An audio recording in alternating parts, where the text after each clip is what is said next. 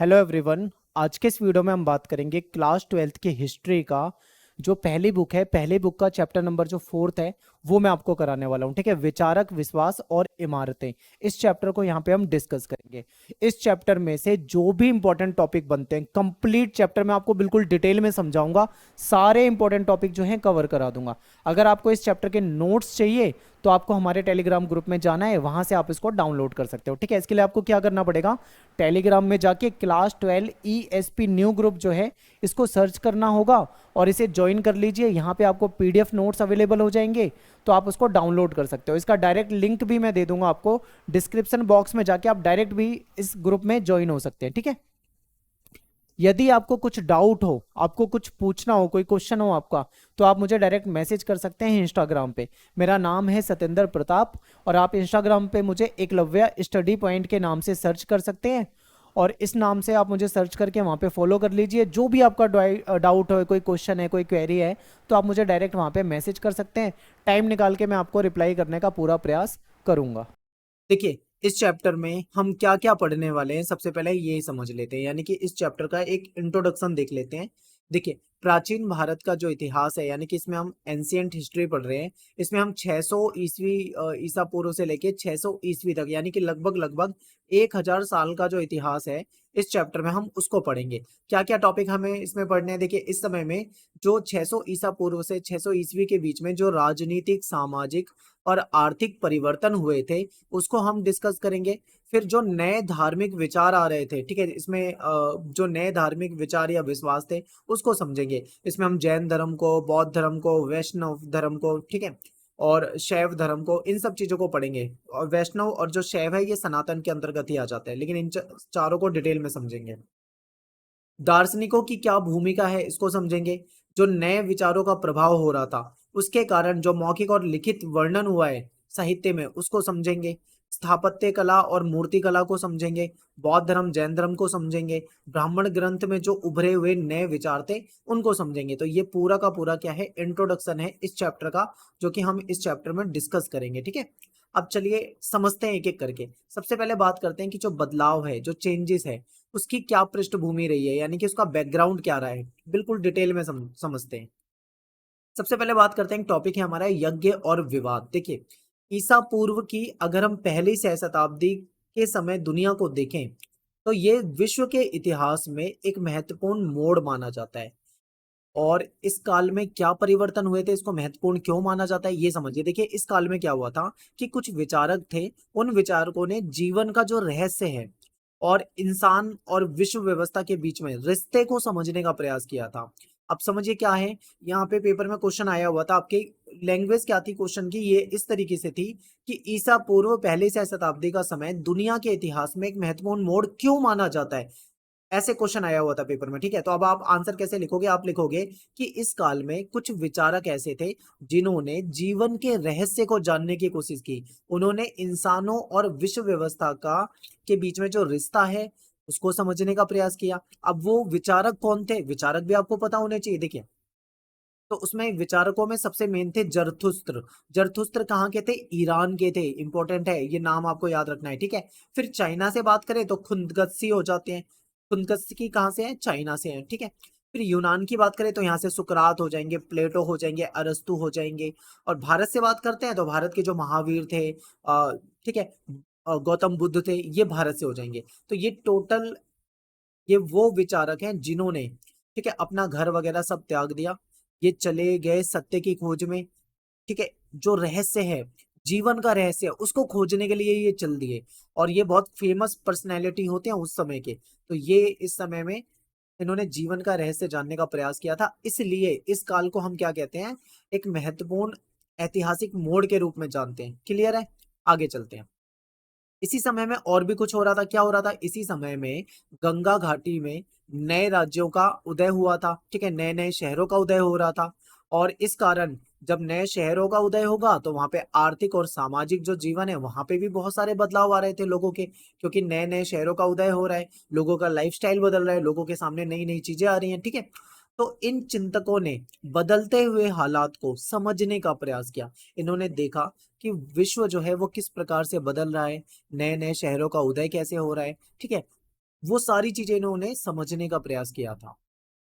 तो यहां तक आपको बेसिक इंट्रोडक्शन था कि ये बदलाव हुए थे। अब थोड़ा सा और डिटेल में जानते हैं। अब बात करते हैं यज्ञों की परंपरा पे, ठीक है, क्योंकि उस समय में पूजा पाठ होती थी और पूजा पाठ में यज्ञ किया जाता था। यज्ञ क्या होता था, उसमें बीच में अग्नि की पूजा की जाती थी, उसके चारों साइड यहाँ पे लोग बैठ जाते थे, मंत्र का उच्चारण होता था और उसमें आहुति दिया करते थे, ठीक है, उसमें यज्ञ सामग्री जो होती है उसकी आहुति दी जाती है। तो यज्ञ की परंपरा को देखते हैं। देखिए, प्राचीन युग से ही कई धार्मिक विश्वास, चिंतन, व्यवहार, कई धाराएं चली आ रही थी। अगर हम प्राचीन काल से ही बात करें तो कई प्रकार की धार्मिक विश्वास थे। लोग अपने अपने अकॉर्डिंग धर्म को मानते थे। कोई प्रकृति की पूजा करता था, कोई मूर्ति पूजा करता था, ठीक है, अलग अलग प्रकार के ईश्वर की पूजा की जाती थी। तो ये तो चला आ रहा था। पूर्व वैदिक परंपरा की जानकारी हमें ऋग्वेद से मिलती है। देखिए, वैदिक काल की अगर हम बात करें तो वैदिक काल को दो हिस्सों में बांट के पढ़ा जाता है। एक है पूर्व वैदिक काल, जिसको हम ऋग वैदिक काल भी कहते हैं, ठीक है, जिसकी जानकारी हमें ऋग्वेद से पता लगती है। और दूसरा है उत्तर वैदिक काल। तो यहाँ पे पूर्व वैदिक काल की बात कर रहे हैं, क्योंकि ऋग्वेद जो है उससे हमें ऋग वैदिक काल के बारे में जानकारी मिलती है। उससे हमें पता लगता है कि ऋग वैदिक काल में पूजा पाठ कैसे होती थी, समाज कैसा था, लोग किस प्रकार से अपना जीवन यापन करते थे, ठीक है, ये सब हमें जानकारी ऋग्वेद से मिल जाती है। ऋग्वेद जो है इसमें अग्नि, सोम और इंद्र, ये पेपर में आया हुआ क्वेश्चन है, रट लो।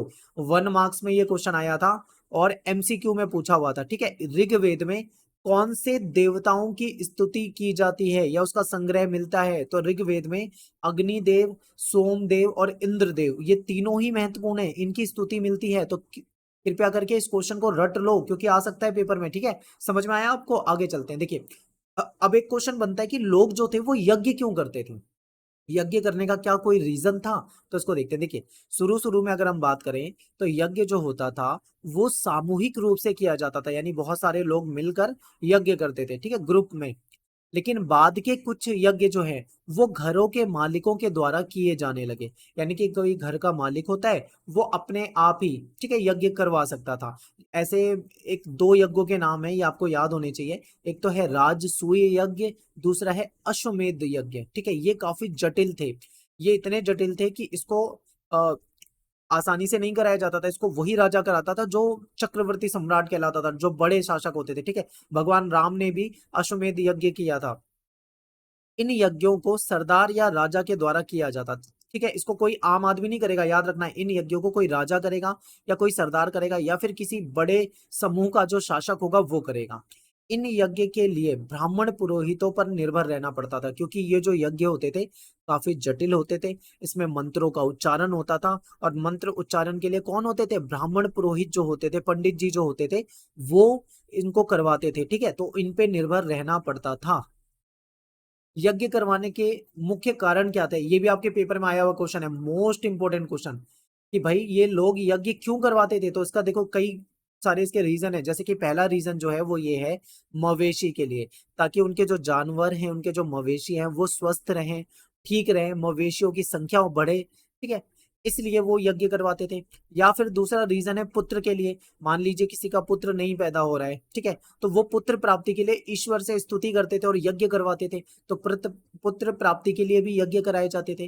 फिर तीसरा है अच्छे स्वास्थ्य के लिए, ताकि उनके परिवार में सभी लोग सुखी रहें, हेल्दी रहें, सबका स्वास्थ्य अच्छा रहे, इसलिए भी क्या कराया जाता था? यज्ञ करवाया जाता था। चौथा कारण क्या है? लंबी उम्र के लिए, कि परिवार में जो सदस्य है उनकी उम्र लंबी हो सके, इसलिए यज्ञ कराया जाता था और पूजा पाठ कराई जाती थी। तो यज्ञ करवाने का कारण पता लग गया। ये पेपर में आया हुआ क्वेश्चन है, बार बार रिपीट होने के चांस होते हैं ऐसे क्वेश्चन हो गए जो मैं आपको बताते हुए चल रहा हूँ। तो आप इन क्वेश्चनों को याद करके चलना। आगे देखिए, नए सामाजिक प्रश्न, इसको समझते हैं। उपनिषद जो है, उपनिषद में से पाई गई विचारधारा से हमको पता लगता है कि लोग जो थे वो निम्न प्रश्नों के उत्तर पाने के लिए उत्सुक थे। जो उस समय में लोग थे वो कई प्रकार के प्रश्नों के उत्तर जानने की चाह रखते थे, अपने मन में जानना चाहते थे। ये हमें कहाँ से पता लगता है? उपनिषदों से। जब आप उपनिषद को पढ़ोगे तब आपको पता लगेगा कि उस समय लोग क्या चाहते थे। तो क्या चाहते थे? देखिए, कई तरह के प्रश्न थे उनके मन में।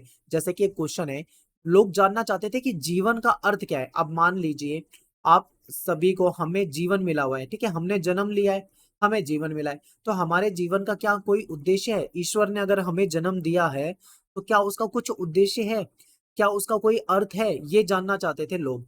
फिर मृत्यु के बाद जीवन की संभावना, क्या मृत्यु के बाद, जब किसी व्यक्ति की मृत्यु हो जाती तो मृत्यु के बाद क्या उसे दोबारा जीवन मिलता है, क्या जीवन मिल सकता है? ऐसे बहुत सारे प्रश्न लोगों के मन में थे। पुनर्जन्म एक बहुत बड़ा क्वेश्चन था, क्या हमारी मृत्यु के बाद हमको दोबारा से जन्म मिलता है, पुनर्जन्म हमारा होता है या नहीं होता है, ये प्रश्न था।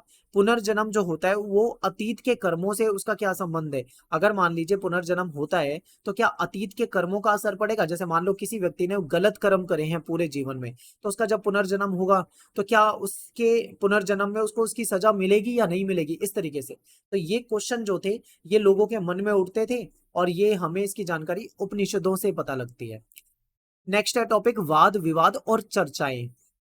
इसमें देखते हैं, थोड़ा तर्क वितर्क समझते हैं। समकालीन बौद्ध ग्रंथों में 64 संप्रदायों या चिंतन परंपरा का उल्लेख मिलता है। देखिए उस काल में बौद्ध धर्म आ चुका था, तो बौद्ध धर्म के जो 64 संप्रदाय हैं, ठीक है, उसमें हमें बहुत सारी जानकारी मिलती है। जैसे कि क्या जानकारी मिलती है ये समझते हैं। देखिए इस समय में क्या होता था, जो शिक्षक होते थे वो एक जगह से दूसरी जगह पर घूम घूम कर अपने दर्शन, अपने ज्ञान और विश्व के विषय में अपनी समझ को लेकर एक दूसरे से तथा सामान्य लोगों से तर्क वितर्क किया करते थे, वाद विवाद करते थे, बातचीत करते थे, ठीक है। तो ये इंपॉर्टेंट है, यानी कि जो शिक्षक होते थे एक जगह से दूसरी जगह घूमते थे, उनका दर्शन, दर्शन मतलब उनकी जो फिलोसफी है, उनका जो जीवन को देखने का नजरिया है, अपना दर्शन, अपना ज्ञान, जो भी उनके अंदर नॉलेज है, ज्ञान है, उसके बारे में और विश्व के विषय में एक दूसरे से बातें कर रहे हैं, ठीक है, और तर्क वितर्क कर रहे हैं। तो ये वाद विवाद और चर्चाएं में आता है, ये टॉपिक है, इंपॉर्टेंट है। इसके बाद देखो कुटागारशाला, इंपॉर्टेंट है। ये जो चर्चाएं होती थी ना, ये कुटागारशाला में होती थी या फिर किसी उपवन में होती थी। उपवन तो आप जान जाओगे भाई, वन वगैरह होता होगा, लेकिन ये कुटागारशाला क्या होता है ये आपको समझना चाहिए। कुटागारशाला जो होता था एक तरह से एक झोपड़ी होती थी। वो झोपड़ी कैसी होती थी? नुकीली छत वाली। यानी आपके सामने ये झोपड़ी बनी है ना, इसकी छत उतनी नुकीली नहीं है, लेकिन नुकीली छत वाली झोपड़ी, यानी कि कुछ इस प्रकार की झोपड़ी होती थी। इसके अंदर लोग बैठा करते थे और इसमें क्या करते थे, चर्चाएं करते थे, वाद विवाद करते थे, ठीक है। यहाँ पर क्या कहते थे, जो घुमक्कड़ मनीषी है वो ठहरते थे। घुमक्कड़ मनीषी, अब ये मनीषी कौन होते हैं? मनीषी ऐसे व्यक्ति होते हैं जो ज्ञानी हो, जो साधु संत हो, जो विद्वान हो, जो चिंतक हो, किसी बारे में चिंता करते हो, ठीक है, फिलोसफर हो। तो ऐसे लोग जो होते थे ये मनीषी होते थे, इंटेलिजेंट लोग माना जाता था इनको। जो घुमक्कड़ मनीषी होते थे वो ऐसी झोपड़ियों में ठहरते थे और फिर यहाँ पे वाद विवाद, तर्क, चिंता, चिंतन वगैरह ये सब होता था। इन चर्चाओं में यदि कोई शिक्षक अपनी प्रतिद्वंदी को अपनी बातों या तर्कों से समझा लेता था तो वह अनुयायियों के साथ उसका शिष्य बन जाता था। ये बहुत इंपॉर्टेंट है। मान लीजिए दो व्यक्ति हैं, उनके बीच में बातचीत चल रही है, ठीक है, मान लीजिए उनके बीच में कोई भी बातचीत चल रही है किसी भी मुद्दे पे। तो अगर कोई शिक्षक अपने प्रतिद्वंदी, यानी उसके साथ में जो बैठा उसका कॉम्पिटिटर है जिससे उसकी बातचीत चल रही है, अगर वो अपनी बात मनवा ले लॉजिक देने के साथ, ठीक है, बिना लॉजिक के नहीं कि कुछ भी मनवा ले, उसके पीछे कोई लॉजिक दे और सामने वाला उसको मान ले, तो एक तरह से वो उसका अनुयायी बन जाता था, उसका चेला बन जाता था, उसका शिष्य बन जाता था। ऐसे ही कुछ शिक्षक जो थे उसमें थे महावीर जी, गौतम बुद्ध जी, ये भी कुछ ऐसे ही थे। इन्होंने भी घूम घूम कर लोगों से बात की, उन लोगों को, ठीक है, संदेश दिया, और बहुत सारे लोग इनकी बातों को मानने लगे, और जो लोग इनकी बातों को मानने लगे वो कहीं ना कहीं इनके शिष्य बनते गए। इस तरीके से इनका जो शिष्य मंडल था वो बड़ा होते गया, ठीक है। इन्होंने तर्क दिया कि मनुष्य जो है वो खुद अपने दुखों से मुक्ति का प्रयास स्वयं कर सकता है। हर मनुष्य के जीवन में दुख होते हैं, और इन्होंने क्या तर्क दिया था कि व्यक्ति अगर चाहे तो अपने दुखों से मुक्ति खुद ही पा सकता है, उसको किसी की जरूरत नहीं है, इस तरीके से। तो इस प्रकार से क्या था, इन लोगों के जो फॉलोवर्स थे वो बढ़ भी सकते थे और घट भी सकते थे। अगर उनकी बातें लोगों को समझ में आ रही है, लोग उनके साथ जुड़ रहे हैं, तो उनके फॉलोवर बढ़ सकते हैं। लेकिन अगर मान लीजिए इनकी बातें लोगों को समझ में नहीं आ रही, तो लोग, इनके फॉलोवर जो है वो घट भी सकते हैं। तो इस तरीके से होता था। अब बात करते हैं पुरानी परंपराओं को चुनौती को लेकर। पुरानी जो परंपराएं थी उसको चुनौती किस प्रकार से दी गई, इसको समझते हैं। देखिए ये जो गौतम बुद्ध हो गए या फिर महावीर हो गए, इन्होंने वेदों को चुनौती दी। जो हमारे हिंदू धर्म में, सनातन धर्म में जो वेद होते हैं, इन्होंने उसको चुनौती दी थी। इनके अनुसार ब्राह्मणवाद व्यवस्था जो थी गलत थी। ये जो ब्राह्मणीय व्यवस्था थी इसको गलत माना करते थे। ये किसी व्यक्ति के अस्तित्व को उसकी जाति और लिंग के निर्धारण से होना गलत मानते थे। क्योंकि देखो हमारे सनातनी धर्म में जाति प्रथा होती थी, यहाँ पे अलग अलग जाति के लोग होते थे, और जाति प्रथा में ऊंच नीच भी थी। ठीक है, कुछ जातियां ऊंची मानी जाती थी, कुछ जाति नीची मानी जाती थी, इनके बीच में भेदभाव भी होता था। तो इस चीज को जो जैन धर्म है, बौद्ध धर्म है, उन्होंने नहीं माना। उन्होंने बोला ये जाति व्यवस्था है, ये गलत है। उन्होंने हमारे जो वेद है उसको भी नहीं ठुकरा दिया। ठीक है, इन्होंने क्या करा, इन्होंने जाति प्रथा को सीधा गलत बताते हुए सबको समान बताया, और किसी भी प्रकार का भेदभाव जो था वो उसको गलत बताते थे। अगला टॉपिक है जैन धर्म। तो देखिए यहाँ पे जैन धर्म और बौद्ध धर्म दो टॉपिक हैं। तो यहाँ पे मैं अगर आपसे एक क्वेश्चन पूछूं कि बताइए जैन धर्म और बौद्ध धर्म, इन दोनों में जो पुराना है वो कौन है, यानी पहले जैन धर्म आया या पहले बौद्ध धर्म आया। तो आपके मन में कई तरह के क्वेश्चन उठने लग जाएंगे, आप सोचोगे, दिमाग लगाओगे। तो जब तक आप सोचो मैं आपको लास्ट में इसका आंसर बताता हूँ। ठीक है, सबसे पहले बात कर लेते हैं जैन धर्म की। देखिए जैन धर्म जो है, इसके संस्थापक जो थे वो थे स्वामी ऋषभदेव। इनको आदिनाथ के नाम से भी जाना जाता है। ठीक है, बहुत सारे बच्चे सोचते होंगे कि महावीर जो है 24वें तीर्थकर हैं, उन्होंने जैन धर्म की शुरुआत करी। तो अगर आप ऐसा सोचते हो तो गलत सोचते हो। ठीक है, महावीर तो इसके 24वें तीर्थकर थे।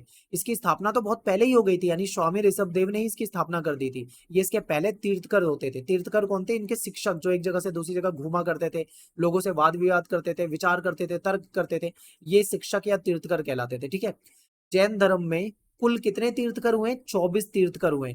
और जो महावीर जी हैं वो कौन से तीर्थकर हैं? 24वें नंबर के हैं। 23वें नंबर पे आते हैं पार्श्वनाथ। ठीक है, ये हो गया। अब देखो मैं आपको बताता हूँ जैन धर्म बौद्ध धर्म में पहले कौन सा आया। आपके दिमाग में क्वेश्चन होगा। देखिए बौद्ध धर्म के जो संस्थापक हैं, जिनको हम गौतम बुद्ध कहते हैं, गौतम बुद्ध, और जैन धर्म के जो 24वें तीर्थकर हैं, जिनको हम महावीर कहते हैं, ये दोनों समकालीन है, यानी एक ही समय के आसपास के ये दोनों व्यक्ति हैं। अब आप सोचो कि गौतम बुद्ध के द्वारा बौद्ध धर्म की शुरुआत होती है, लेकिन जैन धर्म के ये 24वें तीर्थकर थे, यानी इनसे पहले 23 तीर्थकर रह चुके थे। ठीक है, 23 तीर्थकर रह चुके थे। इसका मतलब क्या है? जैन धर्म जो है बौद्ध धर्म से पहले आया है, बहुत पहले आया है। ठीक है, ये आपको समझ में आ गया होगा। आगे देखते हैं। अब बात करते हैं जो जैन धर्म है, जैन दर्शन है, इसकी अवधारणा क्या है। जैन दर्शन, दर्शन का मतलब फिलोसफी होता है। फिलोसफी का मतलब क्या होता है? अपने नजरिए से संसार को देखना। जैन धर्म के जैन धर्म ने किस प्रकार से अपने नजरिए से संसार को देखा, क्या संसार के प्रति इनका नजरिया है, इसी को जैन दर्शन कहा जाएगा, यानी जैनिज्म की फिलॉसफी कही जाएगी। ठीक है, तो समझते हैं। देखिए जैन दर्शन कैसा है। इसमें माना जाता है कि सारा संसार जो है वो प्राणवान है, यानी संसार में हर एक वस्तु में प्राण है। ये पत्थरों में, चट्टानों में, जल में, हर जगह जीवन ढूंढते हैं। ये कहते हैं कि पत्थर में भी जीवन होता है, ठीक है, चट्टान में भी जीवन होता है, और जल में भी जीवन होता है, हर चीज में जीवन होता है, ऐसा जैन धर्म के लोग मानते हैं। क्लियर है? आगे देखते हैं। ये कहते हैं कि जीवों के प्रति हमको अहिंसा का पालन करना चाहिए, यानी कि कभी भी हमको जीवों को मारना नहीं चाहिए, उनके साथ हिंसा नहीं करनी चाहिए, बल्कि हमको अहिंसा का पालन करना चाहिए। ये कहते हैं कि मनुष्यों, जानवरों और पेड़ पौधों और कीड़े मकोड़ों को भी हमको नहीं मारना चाहिए। जैन अहिंसा के सिद्धांत ने पूरे भारतीय चिंतन को प्रभावित किया। ठीक है, जो जैन धर्म का जो अहिंसा का सिद्धांत था, इसकी वजह से पूरे भारतीय चिंतन प्रभावित हो गया था, क्योंकि ये बहुत अच्छा सिद्धांत था। क्योंकि भारतीय सनातन में भी अहिंसा के लिए कोई स्थान नहीं है। ठीक है, इसलिए इंपॉर्टेंट था। फिर जैन धर्म के अनुसार जन्म और पुनर्जन्म का चक्र जो है वो मनुष्य के कर्म के द्वारा निर्धारित होता है। ये इंपॉर्टेंट है, क्योंकि ये हमारे हिंदू धर्म में जाति प्रथा की तरह नहीं मानते। इन्होंने देखो क्या कहा, सीधा सीधा इन्होंने कहा कि जैन धर्म में ये बताया जाता है कि जन्म और पुनर्जन्म का जो चक्र है वो मनुष्य के कर्म के द्वारा निर्धारित होता है। यानी यदि मनुष्य अच्छा कर्म करेगा तो उसको अच्छा जन्म मिलेगा, यानी अच्छी योनि में जन्म मिलेगा। ठीक है, हो सकता है वो मनुष्य बन जाए। यदि वो बुरे कर्म करेगा तो उसको बुरी योनि में जन्म मिलेगा, हो सकता है वो कीड़ा मकोड़ा बन जाए। ठीक है, ये बताया गया है। कर्म के चक्र से मुक्ति पाने के लिए त्याग और तपस्या के रास्ते को अपनाने की जरूरत है। यदि हमें कर्म के चक्र से मुक्ति पानी है तो हमको त्याग करना पड़ेगा, तपस्या का रास्ता अपनाना पड़ेगा। ठीक है, और संसार के त्याग से ही संभव हो पाएगा, हमें संसार को त्यागना पड़ेगा। ये जो मोह माया है, इस सब चीजों को छोड़ना पड़ेगा, तभी हम क्या कर पाएंगे, कहीं ना कहीं अपने कर्मों से, कर्म चक्र से मुक्ति पा पाएंगे। ऐसा कौन बताता है? जैन धर्म बताता है। ठीक है, इसी कारण मुक्ति के लिए ये लोग कहाँ कहाँ पे निवास करते थे? विहारों में। ये एक अनिवार्य नियम था, यानी मुक्ति प्राप्त करनी है तो आपको घर छोड़कर जो विहार होते हैं वहां पे रहना पड़ेगा। ठीक है, जंगलों में जाके रहना पड़ेगा, और ये एक अनिवार्य नियम था, सबके लिए था। इसके बाद जो जैन साधु हैं या जो जैन साध्वी हैं, इनके 5 व्रत होते थे जिनका पालन इन साधु संतों को करना होता था। सबसे पहला है अहिंसा। अहिंसा का मतलब है मारपीट, लड़ाई झगड़ा, खून खराबा, हत्या ना करना, ये अहिंसा की चीजें हैं। सत्य, सत्य मतलब हमेशा हमको सच बोलना है, हमको झूठ बिल्कुल नहीं बोलना, ठीक है। अस्तेय, अस्तेय का मतलब है किसी प्रकार की चोरी नहीं करनी है, चोरी बिल्कुल भी नहीं करनी। अपरिग्रह, अपरिग्रह का मतलब होता है किसी चीज को इकट्ठा ना करना। धन या फिर कोई कीमती वस्तु, उसको हमें इकट्ठा नहीं करना, एकत्रित नहीं करना, क्योंकि ये जो धन हो गया या कोई दूसरी कीमती वस्तु हो गई, कहीं ना कहीं हमारे अंदर लालच और मोह माया को जन्म देती है, इसीलिए आप परिग्रह को मानते थे। फिर क्या है, ब्रह्मचर्य, ब्रह्मचर्य का पालन करना होता था। ब्रह्मचर्य का पालन का मतलब है कि हमें किसी महिला, किसी के साथ हमें शारीरिक संबंध नहीं रखने हैं, ठीक है, हमें ब्रह्मचर्य का पालन करना है। तो ये 5 इनके व्रत होते थे। आगे देखते हैं, जैन धर्म के विस्तार को समझते हैं। धीरे धीरे जैन धर्म जो था भारत में और भारत के अलग अलग हिस्सों में फैलने लगा। बौद्ध विद्वान जो थे, उनकी तरह ही जैन विद्वानों ने भी अपना साहित्य लिखा। कौन सी भाषा में लिखा? प्राकृत भाषा में, संस्कृत भाषा में। और साउथ की तरफ जाओगे तो वहां पे तमिल भाषा में भी इनका साहित्य मिलता है। वर्तमान समय में जैन धर्म की काफी प्राचीन मूर्तियां भी आज के समय में उपलब्ध है। और देखो, ये आपके सामने एक इमेज है, ये है पांडुलिपि। जैन धर्म की एक पांडुलिपि है। पांडुलिपि क्या होता है? हाथ से लिखी हुई किताब, क्योंकि उस समय में प्रिंटिंग प्रेस तो होते नहीं थे जो किताब छाप दे, तो हाथों से ही लिखा करते थे। तो उसकी एक इमेज आपके सामने है, ठीक है। अब जैन धर्म हो गया, नेक्स्ट हमारा टॉपिक है वो है बौद्ध धर्म। बौद्ध धर्म जो है गौतम बुद्ध से रिलेटेड है, इसको देखते हैं। देखिए, गौतम बुद्ध जो थे, इनके बचपन का नाम था सिद्धार्थ। ये सिद्धार्थ जो थे, ये शाक्य वंश के जो कबीला जो था, शाक्य कबीला, उसके सरदार जो थे उनके पुत्र थे। यानी शाक्य कबीले का जो राजा होता था या सरदार होता था, उनके पुत्र थे सिद्धार्थ।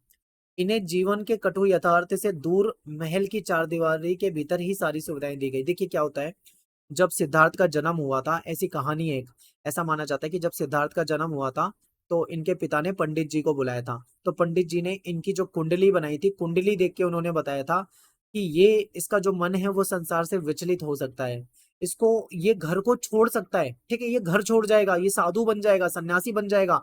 तो इस बात को लेकर सिद्धार्थ के जो पिता थे वो बहुत चिंतित हो गए थे, बहुत उनको मतलब चिंता हो गई थी। इसीलिए उन्होंने क्या करा, उन्होंने ये सोचा कि मैं इसको बाहर नहीं जाने दूंगा, यानी चार दीवारी के अंदर रखूंगा, और चार दीवारी के अंदर इसको सारी सुख सुविधाएं दूंगा, सारी लग्जरी चीजें इनको उपलब्ध थी, लेकिन घर के अंदर, महल के अंदर, महल के बाहर जाने की परमिशन इनको नहीं थी।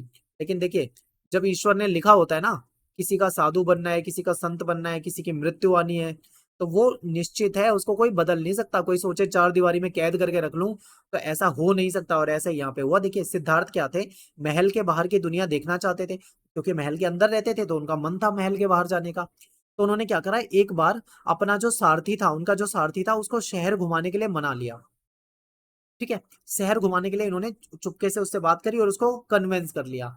जब वह महल की बाहर की दुनिया में आए, धीरे से वो बाहर गए, तो उन्होंने, उनकी जो पहली यात्रा थी महल के बाहर की, वो बहुत दुखदायक थी, पीड़ादायक थी। उन्होंने बाहर के संसार को देखा तो वो मन से बहुत दुखी हो गए।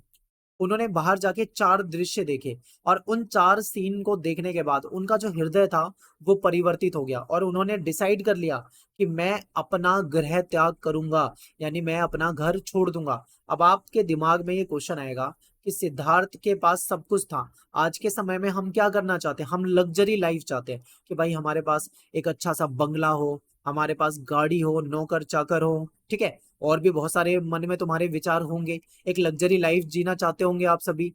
लेकिन इनके पास तो सब कुछ था, इन्होंने उस लग्जरी लाइफ को छोड़कर एक ऐसा रास्ता चुना जिसमें ये दर दर भटकते रहे। सारी सुख सुविधा इनके पास थी, लेकिन सब कुछ त्याग दिया। इसीलिए ये बाद में जाके एक महान व्यक्तित्व बने, एक महान पर्सनैलिटी बने, और इनको भगवान की तरह पूजा भी जाता है, ठीक है।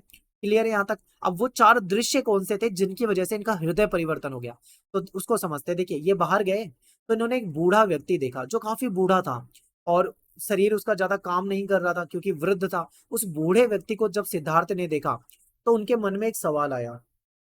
वो सवाल ये था कि ये जीवन का यथार्थ सत्य है, यानी हर व्यक्ति का एक दिन बुढ़ापा आना ही आना है। अगर आपको भी अपनी जवानी का, अपने यौवन का बहुत घमंड हो, तो इस चीज को उतार लो, क्योंकि आज आप जवान हो, लेकिन आने वाले समय में एक समय ऐसा आएगा जिस दिन आप बूढ़े हो जाओगे, हम बूढ़े हो जाएंगे, ठीक है। तो हमारा शरीर आज जैसे काम कर रहा है तब ऐसा काम नहीं कर पाएगा। तो इस बूढ़े व्यक्ति को देखने के बाद सिद्धार्थ के मन में बहुत मतलब दुख हुआ कि एक समय ऐसा आएगा जब वो भी बूढ़ा हो जाएगा और उसका शरीर भी काम नहीं करेगा, उसे भी बहुत सारी समस्याएं आएगी।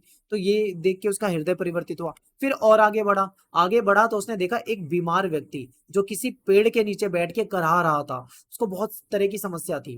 तो ये भी एक जीवन का कटु सत्य। देखिए, आप हम सभी कभी ना कभी बीमार तो हुए हैं, बीमार हम होते ही हैं। तो गौतम बुद्ध को, सिद्धार्थ को ये लगा कि ये भी हमारे जीवन का एक सत्य है, हम कभी ना कभी तो बीमार होते ही हैं। ठीक है, बीमार होते हैं और ये सभी को होना ही है। तो इसको देखकर भी उनके मन में कहीं ना कहीं धक्का लगा। फिर आगे गए तो उन्होंने देखा एक कुछ व्यक्ति एक लाश को ले जा रहे थे, लाश किसी व्यक्ति की मृत्यु हो गई थी। तो वो व्यक्ति उसको, उसका राम नाम सत्य करा रहे थे, उसको लेके जा रहे थे। तब उन्होंने देखा, उन्होंने सोचा कि ये जो शरीर है ये ऐसा ही है, एक दिन हमारा शरीर जो है उसकी मृत्यु हो जानी है, यानी हमारी हमारे जो ये शरीर है वो मृत हो जाएगा। ठीक है, और फिर उसको जला दिया जाएगा, उसको दफना दिया जाएगा। तो कहीं ना कहीं ये सबके साथ होना ही है। तो इसको देखकर भी वो दुखी हो गए। फिर आगे गए तो उन्होंने देखा एक व्यक्ति था जो सन्यासी व्यक्ति था, पेड़ के नीचे बिल्कुल शांत बैठा हुआ था, अपना कमंडल वगैरह लेके। बिल्कुल उसके चेहरे पे कोई टेंशन नहीं थी, कोई भाव नहीं था। ठीक है, एकदम शांत था। उसने अपना घर बार छोड़ दिया था, मोह माया छोड़ दिया था, कुछ भी नहीं था उसके पास। एक जोड़ी कपड़े जो उसने पहने हुए थे, एक कमंडल हाथ में, और कुछ भी नहीं। वो जहां मन करता वहां रह जाता, जहां मन करता वहां सो जाता, भिक्षा मांगता भिक्षा मांग के खा लेता। उसको ना कोई प्रॉपर्टी बनानी थी, कोई लग्जरी लाइफ की जरूरत थी, कुछ भी नहीं चाहिए था, बिल्कुल शांत स्वभाव से बैठा हुआ था। तो उसको देख के ना सिद्धार्थ जो थे वो पिघल गए। उनको लगा ये लाइफ सबसे बेटर है, दुनियादारी की कोई टेंशन नहीं, घर बार छोड़ के जाओ, निकलो और ईश्वर की शरण में जाओ, बैठे रहो। ठीक है, सोचते रहो। हालांकि जो इन्होंने बौद्ध धर्म की स्थापना करी थी उसमें ईश्वर का कॉन्सेप्ट नहीं है, ये भगवान को नहीं मानते, याद रखना। तो ये इन्होंने कहीं ना कहीं सन्यासी को पसंद किया, तो इन्होंने वहीं पे डिसाइड कर लिया कि मैं भी एक सन्यासी बनूंगा, मैं अपने घर से निकलूंगा, घर को छोड़ दूंगा। तो ये चार दृश्य जो थे इंपॉर्टेंट थे। ठीक है, इसके बाद सिद्धार्थ ने क्या फैसला करा कि वो सन्यास का रास्ता अपनाएंगे। ठीक है, उन्होंने महल को छोड़ दिया और महल को त्याग दिया। सिद्धार्थ सत्य की खोज में महल को छोड़कर बाहर निकल गए। सिद्धार्थ ने साधना के कई मार्गों को खोजने का प्रयास किया। और इन्होंने क्या करा, अपने शरीर को बहुत कष्ट दिया, बहुत कष्ट दिया। एक समय में तो ये इतने कमजोर हो गए थे कि इनके शरीर में केवल हड्डियां हड्डियां नजर आती थी। इसके कारण वो मरते मरते बचे थे। अंत में उनको ज्ञान की प्राप्ति हुई, और ज्ञान प्राप्ति के बाद इनको बुद्ध के नाम से जाना जाने लगा। ठीक है, पहले इनका नाम क्या था, सिद्धार्थ, लेकिन जैसे इनको ज्ञान प्राप्त होता है ये बुद्ध कहलाते हैं और भगवान बुद्ध के नाम से इनको जाना जाता है। बाकी जीवन भर फिर इन्होंने क्या करा, धर्म और सम्यक जीवन यापन की शिक्षा दी, कि धर्म का प्रचार किया और एक साधारण जीवन जीने के लिए इन्होंने शिक्षाएं दी। बुद्ध की शिक्षा क्या थी, पेपर में यहाँ से क्वेश्चन आता है, इसको बताते चल रहा हूँ। देखो मैं आपको साथ के साथ ही बता देता हूँ कि ये बहुत इंपॉर्टेंट क्वेश्चन है, यहाँ से आपके पेपर में पूछा जाता है। तो आप उन क्वेश्चनों को बिल्कुल याद कर लो, लिख लिया करो। ठीक है, ताकि आपको बाद में दिक्कत ना हो। तो बुद्ध की शिक्षाएं ये थी कि इनकी जो शिक्षाएं हैं उसको त्रिपिटक में संजोया गया है। यानी कि इनके जो तीन पिटक हैं, तीन किताबें हैं, या त्रिपिटक का मतलब होता है एक टोकरी।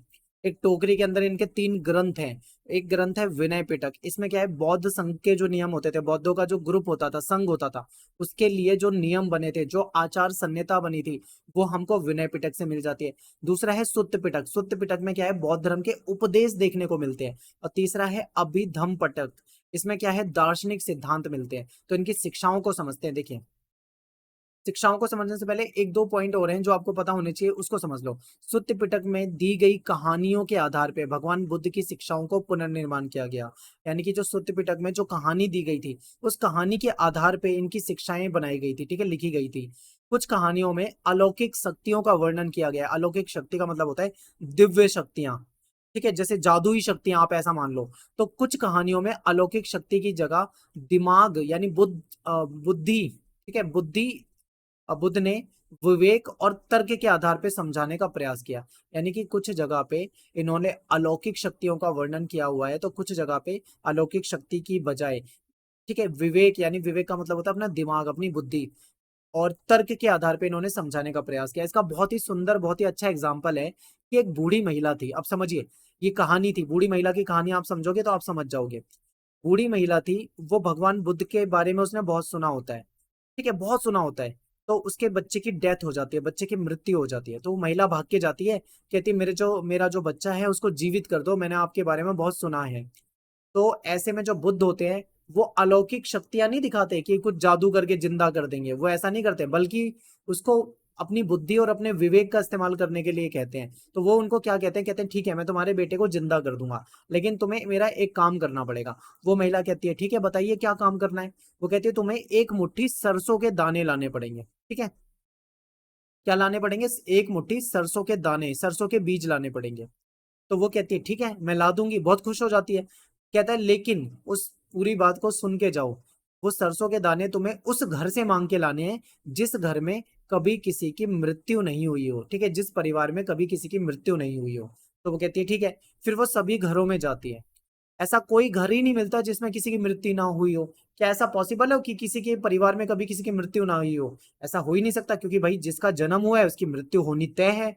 तो जब वो 10 घर में, 20 घर में, 30 घर में जाती है, तो उसको अपने आप ही समझ में आ जाता है कि ऐसा कोई घर ही नहीं है जहां पे किसी की मृत्यु ना हुई हो, यानी कि मृत्यु जो है निश्चित है, हर किसी की मृत्यु होनी ही होनी है, जिसने जन्म लिया है उसको मौत आएगी। तो वो समझ जाती है, तो इसको एग्जाम्पल के जरिए, बुद्धि के जरिए समझा देते हैं बुद्ध उनको। ठीक है, क्लियर है, आगे देखते हैं। वो कहते हैं कि अब देखो उनकी शिक्षाएं समझिए। वो कहते हैं कि विश्व जो है अस्थिर है। ठीक है, स्थिर नहीं है, फिक्स नहीं है, बल्कि अस्थिर है, यानी इसमें हमेशा बदलाव होता रहते हैं। बुद्ध कहते हैं कि संसार हमेशा बदलता रहता है, यहाँ पे कुछ भी स्थायी नहीं है, कुछ भी परमानेंट नहीं है। जो आप आज देख रहे हो सकता है वो कल ना हो। ठीक है, यानी बदल जाएगा।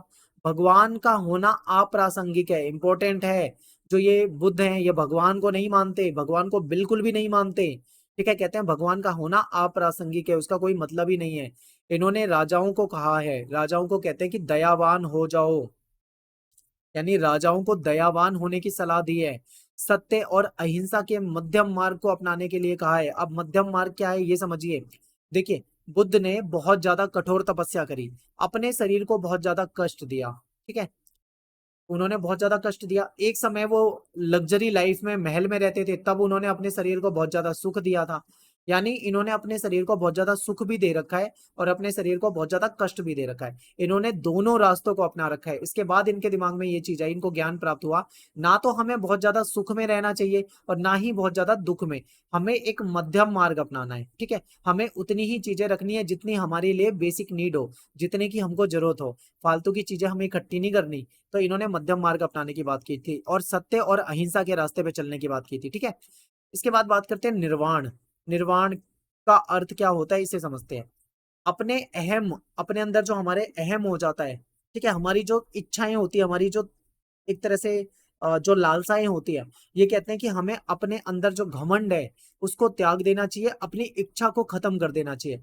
बुद्ध ऐसा मानते थे कि हमारी समस्याओं की जड़ जो है ना वो हमारी इच्छाएं हैं। यदि हम अपनी इच्छाओं और लालसा को त्याग देंगे तो हमें निर्वाण प्राप्त हो जाएगा, हमें ज्ञान प्राप्त हो जाएगा। ठीक है, यानी हमें ये जीवन मृत्यु के चक्र से मुक्ति मिल जाएगी, मोक्ष मिल जाएगा। तो इन्होंने क्या क्या कहा है, इन्होंने ये कहा है कि हमारी जो सबसे ज्यादा जो समस्या है वो हमारी इच्छाएं हैं, क्योंकि हमारे मन में लालच होता है, हम कुछ ना कुछ चाहते हैं। अगर हम अपनी इच्छा को ही समाप्त कर दे तो ऑटोमेटिक हमारी प्रॉब्लम जो है वो खत्म हो जाएगी। आगे क्या कहते हैं बुद्ध, बुद्ध अपने शिष्यों को अंतिम निर्देश इन्होंने ये दिया था कि तुम सब अपने लिए खुद ही ज्योति बनो, क्योंकि तुम्हें खुद ही अपनी मुक्ति का रास्ता ढूंढना है। अब मैं आपको एक चीज बताता हूँ, पेपर में यहां से लेके ये जो रेड कर रखा है मैंने, सेम ऐसे लाइनें आ रखी थी, सेम बिल्कुल डिक्टो। तुम सब अपने लिए खुद ही ज्योति बनो, क्योंकि तुम्हें खुद ही अपनी मुक्ति का रास्ता ढूंढना है। इसके जरिए भगवान बुद्ध क्या समझाना चाहते हैं, ये आपसे क्वेश्चन में पूछा हुआ था। तो ये बताना चाह रहे हैं कि तुम ये जो दुनियादारी के चक्कर में पड़ते हो, इधर उधर भटकते हो, इससे तुम्हें मुक्ति नहीं मिलेगी। तुम खुद ही मुक्ति प्राप्त कर सकते हो। कैसे प्राप्त कर सकते हो? अपनी इच्छाओं को पहचानो, उसको त्याग दो। ठीक है, अपने लालच को पहचानो, उसको त्याग दो। आप सत्य और अहिंसा का रास्ता अपना लो, मध्यम मार्ग अपना लो, ना तो बहुत ज्यादा लग्जरी चीजों को अपनाना है, ना ही बहुत ज्यादा कष्ट में रहना है। ठीक है, दयावान बनो। अगर इन सारी चीजों को अपनाओगे तो अपने आप ही क्या होगा, आप मुक्ति प्राप्त कर लोगे। तो यही बताया गया है कि तुम सब अपने लिए खुद ही ज्योति बनो, क्योंकि तुम्हें खुद ही अपनी मुक्ति का रास्ता ढूंढना है, कोई दूसरा तुम्हें नहीं बताएगा, ये इन्होंने कहा था। अब बात करते हैं बुद्ध के अनुयायियों की। तो देखिए, भगवान बुद्ध के बहुत सारे लोग इनके समर्थक बन गए थे, इनके चेले बन गए थे, अनुयायी बन गए थे। इनके फॉलोवर्स बन गए थे, ठीक है। तो देखिए इन्होंने संघ की स्थापना करनी पड़ी क्योंकि बहुत ज्यादा फॉलोवर्स हो रहे थे, तो उनको संभालने के लिए भी क्या करना था, एक संघ बनाना था। तो बुद्ध से प्रभावित होकर धीरे धीरे शिष्यों का एक दल बन गया, यानी एक ग्रुप बनने लगा। अब जरूरत क्या थी, एक संघ बनाने की। संघ की स्थापना की गई और कुछ भिक्षु, भिक्षु बोलते हैं इसको वैसे, कुछ भिक्षु धम्म के शिक्षक बन गए। अब यहाँ पे धम्म का मतलब धर्म नहीं है। धम्म का मतलब क्या होता था, अशोक के धम्म के बारे में भी आपने पढ़ा होगा। धम्म के अंदर ना कुछ बातें थी जो लोगों को तक पहुंचानी होती थी, जैसे हमें दयावान होना चाहिए, हमें अपने से बड़ों का सम्मान करना चाहिए, हमें अपने से छोटों का सम्मान करना चाहिए, हमें अहिंसा का पालन करना चाहिए, हमें चोरी चकारी नहीं करनी चाहिए, ठीक है। ये सारी बातें नैतिक शिक्षाएं थी धम्म के अंदर। तो धम्म के शिक्षक बन गए भिक्षु और वो धम्म की बातें लोगों को सिखाते थे। तो ये धर्म नहीं है, धम्म अलग चीज है, ठीक है। आगे देखिए, भिक्षु और भिक्षुणी का जीवन कैसा होता था, इसे समझते हैं। भिक्षु और भिक्षुणी जो होते थे वो बिल्कुल सादा जीवन अपनाते थे, यानी एकदम सिंपल लाइफ जीते थे। उतनी ही वस्तु अपने पास रखते थे जितना जीवन यापन के लिए जरूरी हो। जैसे एक साधु संत होते हैं, सन्यासी होते हैं, वो अपने पास बहुत कम सामान रखते हैं। एक जोड़ी उनके पास कपड़े होते हैं और एक चटाई वगैरह होती है जिसपे वो बिछा के सो जाए। एक कमंडल या एक बर्तन होता है जिसपे वो भिक्षा मांग के खाना खा सके, ठीक है। छोटी इतनी ही चीजें होती थी इनके पास, इसके अलावा कुछ नहीं रखते थे। यानी ये लोग सादा जीवन बिताते थे, उतना ही सामान रखते थे जितने की जरूरत हो। जैसे भोजन के लिए, दान प्राप्त करने के लिए एक कटोरा चाहिए इनको, ठीक है। ये लोग दान पे निर्भर रहते थे, इसलिए ही इनको भिक्षु कहा जाता था, क्योंकि अलग अलग जगह पे भिक्षा मांगा करते थे, ठीक है। शुरू शुरू में केवल संघ में पुरुष को शामिल किया जाता था, यानी जो मेल होते थे उनको ही शामिल किया जाता था, जो महिला है, जो फीमेल है, उसको नहीं शामिल किया जाता था। लेकिन बाद के समय में, ठीक है, गौतम बुद्ध के जो प्रिय शिष्य थे आनंद, उन्होंने भगवान बुद्ध को समझाया। उन्होंने कहा कि महिलाओं को भी हमको क्या करना चाहिए, अपने संघ में शामिल कर लेना चाहिए। तो बुद्ध ने उनकी बातों को मान लिया। बुद्ध की जो उपमाता थी प्रजापति गौतमी, उनको ही सबसे पहले इसमें शामिल किया गया। सबसे पहली भिक्षुणी जो थी वो गौतमी बनी थी। उसके बाद बहुत सारी जो फीमेल थी, महिलाएं थी, वो भी संघ में शामिल हो गई। वे भी धम्म की उपदेशिका बन गई, यानी धम्म का प्रचार करने लगी, ठीक है। धम्म क्या होता है मैं आपको इस वीडियो के एंड में बताऊंगा। धम्म में ज्यादातर तीन चार चीजें ये मैं आपको पहले भी बता चुका हूँ, वही चीजें, लेकिन एंड में मैं आपको बता दूंगा, ठीक है। अभी हम ये देखते हैं कि भिक्षु क्या करते हैं। भिक्षु क्या करते हैं, धम्म का प्रचार करते हैं। महिलाएं जो थी वो थेरी बन गई। अब यहाँ पे क्वेश्चन बनता है, थेरी क्या होता है। थेरी में मतलब ऐसी महिलाएं होती है जिनको निर्वाण प्राप्त हो गया हो, जो जीवन के कर्म चक्र से मुक्त हो गई हो, जिन्होंने मोह माया को त्याग दिया हो, जो संत बन चुकी हो, ठीक है, जिन्होंने अपनी पुरानी पहचान को समाप्त कर दिया हो, वो थेरी हैं। अनुयायियों का वर्ग, अब देखिए जो बुद्ध के अनुयायी बने, उनके चेले बने, उनके समर्थक बने, वो अलग अलग सामाजिक वर्गों से थे। जैसे उसमें राजा भी थे, अमीर लोग भी उनके साथ आ गए, तो गरीब लोग भी उनके साथ थे, सामान्य जनता भी उनके साथ आई, तो दास जो होते थे वो भी इनके साथ आ गए, शिल्पी भी इनके साथ आ गए, किसान मजदूर, हर तरह के लोग, हर वर्ग के लोग इनके साथ आ गए, इनके अनुयायी बन गए। अब देखो, इनका अनुयायी बनने का मतलब है अपनी पुरानी पहचान को खो देना। पुरानी पहचान से कोई मतलब नहीं है। जैसे कि एग्जाम्पल, मान लीजिए कोई राजा है, राजा आया, उसने बोला बुद्ध से कि मुझे आप अपना अनुयायी बना लो। बुद्ध ने बोला ठीक है, आप बन जाइए। अब जब वो दीक्षा ले लेगा, अनुयायी बन जाएगा, भिक्षु बन जाएगा, इनका संघ का सदस्य बन जाएगा, उसके बाद वो राजा नहीं रहेगा। अब उसकी पुरानी पहचान नहीं है, अब वो एक सामान्य व्यक्ति हो गया है, ठीक है। यानी कि भिक्षु बनने के बाद, संघ में शामिल होने के बाद, कोई अमीर नहीं रहता, कोई गरीब नहीं रहता, कोई राजा नहीं रहता, कोई मजदूर नहीं रहता, कोई किसान नहीं रहता, कोई दास नहीं रहता, कोई शिल्पी नहीं रहता, कोई सामान्य व्यक्ति नहीं रहता, सब कोई बराबर हो जाते हैं, ठीक है। ये था इसका। आगे देखते हैं, थोड़ा सा और डिटेल में समझाता हूँ। देखिए, कोई जब एक बार संघ में शामिल हो जाता था तो उसके बाद सभी को समान माना जाता था, सब एक समान हो जाते थे, किसी की साथ कोई जाति का भेदभाव नहीं था। भिक्षु या भिक्षुणी बन जाने के बाद पुरानी पहचान को त्यागना पड़ता था, यानी कोई राजा अगर भिक्षु बन गया तो अब वो राजा नहीं, या पुरानी पहचान को त्यागना पड़ेगा। बुद्ध जब जीवित थे उस काल में बौद्ध धर्म जो था वो तेजी से फैला, लेकिन जब उनकी मृत्यु हो गई उसके बाद भी ये बौद्ध धर्म जो था ये फैला और अलग अलग देशों में फैलने लगा। जो लोग समकालीन प्रथाओं से असंतुष्ट थे वो बौद्ध धर्म में शामिल हो गए। जैसे कि देखिए, उस समय में जैन धर्म भी था, हिंदू धर्म भी था, लेकिन जो लोग अपने धर्म की कमियों से, मान लो धर्म में कोई कमी थी, उससे असंतुष्ट थे, तो वो क्या करते थे, अपने धर्म को छोड़ देते थे और बौद्ध बन जाते थे, इसमें शामिल हो जाते थे।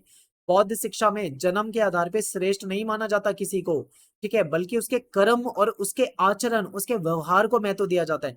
अगर किसी व्यक्ति के कर्म अच्छे हैं, उसका व्यवहार अच्छा है, तो उसको अच्छा माना जाता था, ठीक है। इसी कारण महिला और पुरुष इस धर्म की तरफ ज्यादा आकर्षित हुए, क्योंकि इसमें किसी तरह का कोई भेदभाव नहीं था, ठीक है। तो ये हो गया हमारा बौद्ध धर्म। अब अगला टॉपिक है हमारा स्तूप। अब देखिए, आपकी बुक में एनसीईआरटी में स्टार्टिंग में ही स्तूप वाला टॉपिक है, लेकिन मैंने स्टार्टिंग में नहीं बताया, इसलिए नहीं बताया कि क्योंकि पहले आपको मुझे स्तूप समझाना है, फिर आपको वो सारे टॉपिक एक साथ समझाने हैं, ताकि आगे पीछे ना हो, ठीक है। अब स्तूप को समझेंगे और डिटेल से जानते हैं।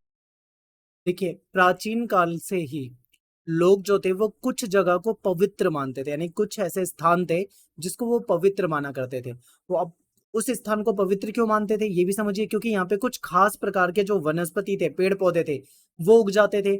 और यहाँ पे अनूठी चट्टानें थी, यानी बिल्कुल विस्मयकारी चट्टान होती थी। प्राकृतिक सौंदर्य था, बहुत अच्छा था, मतलब देखने में अच्छा लगता था। तो ऐसे स्थान को पवित्र माना करते थे। बाद में ये पवित्र स्थल बन चुके थे। ऐसे कुछ स्थानों पर एक छोटी सी वेदी भी बनी रहती थी। वेदी मतलब जिसे जिसपे एक तरह से पूजा पाठ करी जाती है, ठीक है। वेदी होती है ना, घरों में भी हम बनाते हैं, तो छोटी सी वेदी बनी रहती थी, जिन्हें कभी कभी चैत्य कहा जाता था। अब समझिए, यहाँ पे क्या है कि कुछ स्थान हैं जो कि बहुत अच्छे हैं, सुंदर हैं, वहां पे अनूठी चट्टानें हैं, ठीक है, खास किस्म के पेड़ उग गए हैं। लोग उसको क्या मान रहे हैं, पवित्र मान रहे हैं। इस जगह पे एक वेदी भी बनी होती थी, और इसको चैत्य कहा जाता था। बौद्ध साहित्य में चैत्य की चर्चा है। जब आप बौद्ध साहित्य को पढ़ोगे तो वहां पे चैत्य का जिक्र मिलेगा। इसमें क्या हुआ, बुद्ध के जीवन से जुड़ी हुई जगह का भी वर्णन है। बुद्ध के जीवन से जुड़ी हुई जगह, ये आपके पेपर में मैप में आता है, ये क्वेश्चन रट लो, मैप में आएगा। देखिए, बुद्ध का जन्म कहाँ पे हुआ था, लुम्बिनी में हुआ था। लुम्बिनी कहाँ पे है, नेपाल में। बुद्ध को ज्ञान कहाँ पे प्राप्त हुआ था, बोध गया में। बोध का गया कहाँ पे है, बिहार में, ठीक है। बुद्ध ने अपना पहला उपदेश कहाँ पे दिया था, सारनाथ में। सारनाथ कहाँ पे है, यूपी में, यानी उत्तर प्रदेश में। बुद्ध ने अपने जीवन के अंतिम दिन कहाँ पे बिताए थे, ठीक है। उनकी मृत्यु कहाँ पे हुई थी, निब्बान कहाँ पे प्राप्त हुआ था, निर्वाण भी कहा जाता है इसको, तो कुशीनगर में, ठीक है, यूपी में है कुशीनगर, यहाँ पे। तो ये चारों जगह आपको पता होनी चाहिए, बुद्ध से जुड़ी हुई जगह है। अब स्तूप समझ गए आपकी कहाँ पे बनाए जाते थे, जो पवित्र स्थान होते थे, ऐसे ऐसे, ये हमने समझ लिया। अब बात करते हैं कि स्तूप का निर्माण क्यों किया जाता था। तो देखिए, ऐसी कई जगह थी जिनको पवित्र मानते थे। इन जगह पे क्या करा, बुद्ध से जुड़े कुछ अवशेष जो थे, जैसे कि बुद्ध की अस्थियां, हड्डियां हो गई, या फिर उनसे रिलेटेड कोई सामान जो था उनका, बुद्ध का कोई सामान रहा होगा, उसको उन्होंने क्या कर दिया, वहां पे गाड़ दिया, यानी कि दफना दिया, ठीक है। और इन टीलों को स्तूप कहते थे, यानी टीले के आकार के होते थे इस प्रकार के, इसको स्तूप कहा जाने लगा था। स्तूप बनाने की परंपरा जो थी वो पहले से थी। ऐसा नहीं है कि बुद्ध के समय ही ये परंपरा शुरू हुई। बुद्ध से पहले भी स्तूप बनाए जाते थे, लेकिन बाद में ये बुद्ध से जुड़ गए, और बौद्ध धर्म से इसको जोड़ के देखा जाने लगा, ठीक है। आगे देखते हैं। क्योंकि इसमें ऐसे अवशेष रहते थे जिनको पवित्र समझा जाता था, इसलिए समूचे स्तूप को ही बुद्ध और बौद्ध धर्म के प्रतीक के रूप में प्रतिष्ठा मिल गई थी। अब क्या हुआ देखिए, जो सम्राट अशोक था, उसने क्या करा, भगवान बुद्ध की जो अस्थियां वगैरह थी, हड्डियां वगैरह थी, वो देकर लोगों को भेजा अलग अलग दिशाओं में, और कहा कि इसको जाके दफना दो। उसको दफना दिया गया और वहीं पे स्तूप बना दिए गए, ठीक है। तो उस स्तूप को पवित्र इसलिए माना जाता है क्योंकि वहां पे बुद्ध से जुड़े हुए अवशेष दफनाए गए हैं। क्लियर है, आगे देखो। समूचे स्तूप को ही बुद्ध और बौद्ध से जोड़ के देखा जाने लगा। एक ग्रंथ है बौद्धों का, जिसका नाम है अशोकावदान, ठीक है। ग्रंथ का नाम क्या है, अशोकावदान। पेपर में आया हुआ क्वेश्चन है, इसे भी ध्यान देना इस लाइन पे। अशोकावदान जो है एक बौद्ध ग्रंथ है। इसके अनुसार अशोक ने बुद्ध के अवशेषों के हिस्से हर महत्वपूर्ण शहर में बांटकर उसके ऊपर स्तूप बनाने का आदेश दिया था। इस ग्रंथ में हमको पता लगता है कि अशोक ने बुद्ध के जो अवशेष थे वो सबको दे दिए, और कहा कि अलग अलग स्थान पे ले जाके इसको दफना के इसके ऊपर स्तूप बनाओ। ईसा पूर्व दूसरी सदी तक भरूच नामक जगह पे, सांची नामक जगह पे, और सारनाथ, इन जगहों पे क्या कर दिए गए थे, स्तूप बना दिए गए थे, बन चुके थे स्तूप। अब स्तूप क्यों बनाए जाते हैं आपको समझ में आ गया, पवित्र जगह थी और वहां पे बुद्ध से रिलेटेड अवशेष दफना दिए गए थे, इसलिए वहां पे स्तूप बनाए गए थे। अब स्तूप जो थे वो कैसे बनाए जाते थे ये भी पता होना चाहिए। देखिए, स्तूप की आकृति कैसे होती थी, पहले वो सिंपल आकृति होती थी, कमजोर होते थे, मिट्टी वगैरह से इस तरीके से टीले बना दिए जाते थे, बस यही स्तूप हो जाता था। लेकिन धीरे धीरे वो जटिल होता गया, ठीक है, समझते हैं। देखिए, विभिन्न प्राचीन स्तूपों की वेदिकाओं और उनके स्तंभों में कुछ अभिलेख मिले हैं। जो वहां पे स्तंभ होते थे, जो खंबे होते थे, उसमें कुछ लिखा हुआ मिला है, अभिलेख मिले हैं। इन अभिलेखों के अध्ययन के बाद इतिहासकारों को पता लगा कि ये जो स्तूप था, इसको बनाने और सजाने के लिए दान दिया जाता था। ठीक है, यानी कि ये जो स्तूप है, इसको दान के पैसे से बनाया गया था। अब क्वेश्चन ये बनता है, दान कौन देता था भाई? दान राजा जो होते थे वो दान देते थे, शिल्पकार दान देते थे, जो अमीर लोग होते थे, व्यापारी लोग होते थे, वो भी दान देते थे, महिलाएं दान देती थी, ठीक है, पुरुष लोग दान देते थे, जो आम जनता थी वो दान देते थे, भिक्षु भी दान देते थे, ये सभी लोग दान देते थे। जो पैसा इकट्ठा होता था उससे स्तूप बनवाया जाता था। ठीक है, क्लियर है? आगे देखो, स्तूप की संरचना, स्ट्रक्चर क्या होता था? ये एक टीला आकार का होता था शुरू शुरू में, लेकिन बाद में इसमें ऊपर हर्मिका वगैरह बनाई जाने लगी, छतरी लगाई जाने लगी, इसके चारों ओर घेरा बनाया जाने लगा, दीवारें खड़ी की जाने लगी, तोरण द्वार बनाए जाने लगे। यानी धीरे धीरे वो जटिल हो गया। पहले तो बहुत सिंपल होता था, लेकिन बाद में जटिल हो गया। देखिए, स्तूप का संस्कृत अर्थ जो है वो है टीला। ठीक है, क्या मतलब है इसका? टीला। इसका जन्म एक गोलार्ध आकृति के मिट्टी के टीले से हुई थी, जिसको अंड कहा जाता था। देखिए क्या था, एक अर्ध गोले के आकार का मिट्टी का टीला होता था, जिसको अंड कहा जाता था। ठीक है, क्योंकि ये अंडे की तरह था। धीरे धीरे इसकी संरचना जो है वो ज्यादा जटिल हो गई, यानी इसमें और भी तरह की चीजें लगाई जाने लगी। इसमें कई चौकोर और गोलाकार संतुलन बनाया जाने लगा। ठीक है, गोलाकार और चौकोर करके संतुलन बनाया गया। अंड के ऊपर एक हर्मिका होती थी। आप देखोगे स्तूप के ऊपर कुछ इस प्रकार की आकृति होती है, हर्मिका। ये एक छज्जे जैसा संरचना था, यानी एक छज्जे की तरह लगता था देखने में, और ये ईश्वर का प्रतीक होता था। इसके ऊपर एक छतरी लगा दी जाती थी, तो इस तरीके से स्तूप होता था। ठीक है, शुरू शुरू में मिट्टी का होता था, लेकिन बाद में ईंट पत्थर का भी यूज होने लगा था। ठीक है, स्तूप के चारों ओर एक घेरा होता था, जो उसको पवित्र स्थल को दुनिया से अलग करता था। यानी एक चारों ओर एक बाउंड्री बना दी जाती थी, और जिसके बीच में स्तूप रहता था। अब इसकी वजह से क्या है, ये अलग हो जाता है, बिल्कुल अलग हो जाता है सामान्य दुनिया से, और ये पवित्र स्थान था। ठीक है, कुछ स्तूपों पर तोरण द्वार भी थे। तोरण द्वार क्या होते हैं, मैं आगे आपको इमेज में दिखाऊंगा, तब आपको समझ में आएगा। इन तोरण द्वारों पे नक्काशी थी, नक्काशी मतलब डिजाइन होती थी। अब आप एक बार ध्यान से देखो, ये स्तूप है, आपको यहाँ पे दिख रहा है, एक टीले के आकार का था, पहले मिट्टी का होता था, लेकिन बाद में ये पत्थर और इससे बनने लगा। फिर इसके ऊपर एक हर्मिका आपको दिखाई दे रही है, यहाँ पे ध्यान से देखो, इसके ऊपर एक छतरी जैसी लगा रखी है ना, ये ईश्वर का के प्रतीक के रूप में देखा जाता है। फिर इसके चारों साइड घेरा बना रखा है, ये इसमें लोग चल सकते हैं और उसका राउंड लगा सकते हैं। और बाहर से एक चार दीवारी कर दी जाती थी, ठीक है, जिससे ये डिफरेंट हो जाता था, दुनिया से अलग हो जाता था।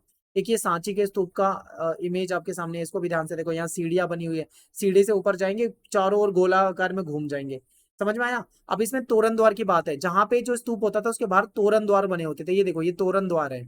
अब आप इसे ध्यान से देखोगे, इसमें नक्काशी बनी हुई है, डिजाइन बनी हुई है, कहीं पे हाथी वगैरह चित्र बने हुए हैं। ठीक है, और अन्य प्रकार की वो बनी हुई है डिजाइन, इसको नक्काशी कहा जाता है। तो इस प्रकार के ये होते थे। क्लियर है? आगे चलते हैं, सांची के स्तूप के बारे में पढ़ते हैं। देखिए, आपकी किताब में सबसे पहला topic he I think Sanchi के स्तूप का है। अब आप सोचोगे मैंने इतना चैप्टर पढ़ा दिया पर सांची का स्तूप नहीं पढ़ाया। अब पढ़ाऊंगा, क्यों? क्योंकि पहले मैं आपको स्तूप बताना चाह रहा था, यहां से आपको स्तूप समझ में आ गया। अब आप सांची का स्तूप और अमरावती का स्तूप, दोनों स्तूप आपको एक साथ पढ़ा देता हूं ताकि आपको समझ में आए। ठीक है, देखिए, सांची का स्तूप है, अब समझते हैं। 19वीं सदी में जो यूरोपियन थे, जो अंग्रेज थे, वो सांची के स्तूप में बहुत ज्यादा इंटरेस्टेड थे, बहुत ज्यादा इंटरेस्ट दिखा रहे थे। फ्रांसीसी जो थे वो भी कहीं ना कहीं सांची के स्तूप को देखकर मोहित हो गए थे, उनको भी बहुत अच्छा लगा। अंग्रेज और फ्रांसीसी दोनों ही सांची के स्तूप में जो तोरण द्वार था, तोरण द्वार को अपने साथ ले जाना चाहते थे अपने देश में। तोरण द्वार ये हो गया, ये आपके सामने दिख रहा है आपको, ये तोरण द्वार है। ठीक है, ये इसको ले जाना चाहते थे अपने देश में। अब फ्रांसीसियों ने तो तोरण द्वार को फ्रांस के म्यूजियम में लगाने के लिए भी जो शाहजहां बेगम थी उससे परमिशन मांगी। अब ऐसे में क्या करा, जो शाहजहां बेगम थी उसने बहुत ही सावधानी से तोरण द्वार का एक डुप्लीकेट बना दिया, यानी उसकी एक प्लास्टर प्रतिकृति, प्रतिकृति का मतलब होता है एक मॉडल, सेम उसके जैसा बनाना, डुप्लीकेट। जो तोरण द्वार था सेम उसका डुप्लीकेट बनवा दिया, और अंग्रेजों को, फ्रांसीसियों को दे दिया। वो उससे सेटिस्फाई भी हो गए, और उसकी वजह से जो मूल कृति थी, मूल का मतलब है ओरिजिनल, जो ओरिजिनल था वो तो भारत में रह गया, लेकिन उसकी जो डुप्लीकेट था, जो बनाया था, वो उन्होंने उनको दे दिया। तो इस तरीके से बच गया। ठीक है, सांची के स्तूप का तोरण द्वार जो है बच गया, नहीं तो अंग्रेज ले जाते उसे। भोपाल के शासक शाहजहां बेगम और उनके उत्तराधिकारी जो थी सुल्तान जहां बेगम, इन्होंने इस प्राचीन स्थल का रखरखाव किया और इसके लिए पैसा भी अनुदान में दिया। जॉन मार्शल जो था, उसने सांची के महत्व को समझा, सांची पर एक ग्रंथ लिखा। ठीक है, और वो ग्रंथ किसको दे दिया? सुल्तान जहां को समर्पित कर दिया। सुल्तान जहां ने वहां पर एक संग्रहालय एक म्यूजियम बनवाया, एक अतिथिशाला भी बनवाया और वहां पे पैसा अनुदान में दिया। और सुल्तान जहां ने जॉन मार्शल के द्वारा जो लिखी हुई पुस्तक थी उसको छपवाया भी, छपवाने में जो पैसा लगा उसको पैसा भी इन्होंने दिया। तो ये तो था सांची का स्तूप। क्लियर है, सांची के स्तूप को बचा लिया। अब एक दूसरा स्तूप है जो कि है अमरावती का स्तूप। सांची का स्तूप जो था वो तो बच गया, लेकिन अमरावती का स्तूप जो था वो नष्ट हो गया। तो आपके पेपर में ना एक बार क्वेश्चन आया हुआ था कि सांची का स्तूप तो बच गया लेकिन अमरावती का स्तूप क्यों नष्ट हो गया, बताइए जरा। तो ये आप आगे पढ़ोगे तो आप बता पाओगे। ठीक है, देखिए अब अमरावती के बारे में देख लेते हैं। स्थानीय राजा, देखिए सन 1796 में एक स्थानीय राजा थे, वो मंदिर बनवाना चाहते थे। तो उन्होंने अचानक से उनकी नजर जो थी अमरावती के स्तूप पे पड़ी। वहां पे उन्होंने देखा यार वहां पे तो कुछ अवशेष मिले उनको। उन्होंने वहां मिले पत्थर का इस्तेमाल करने का निश्चय करा, क्योंकि वहां पे बहुत अच्छे अच्छे पत्थर थे। उन्होंने उस पत्थर को वहां से ले गए और उन्होंने सोचा कि इस जगह पे, इस पहाड़ी पे जरूर कोई ना कोई खजाना छिपा हुआ है, क्योंकि बहुत सुंदर था देखने में। अंग्रेज अधिकारी थे कॉलिन मैकेंजी। अब ये दोनों स्टोरी याद रखना। पहले नंबर पे कौन है, स्थानीय राजा मंदिर बनाना चाहते हैं, वहां से गुजरे, उनकी नजर पड़ी, उनको अच्छा लगा तो वहां से कुछ पत्थर ले गए। क्लियर है, वहां से पत्थर चले गए। सेकंड नंबर पे एक अंग्रेज अधिकारी था जिसका नाम था कॉलिन मैकेंजी। वो भी वहां से गुजरा, उसने देखा यार यहाँ तो बहुत सारी मूर्तियां हैं, उसने मूर्तियों के चित्र बनाया और उसकी जो किताब थी, चित्र थे, वो छापे नहीं गए। ठीक है।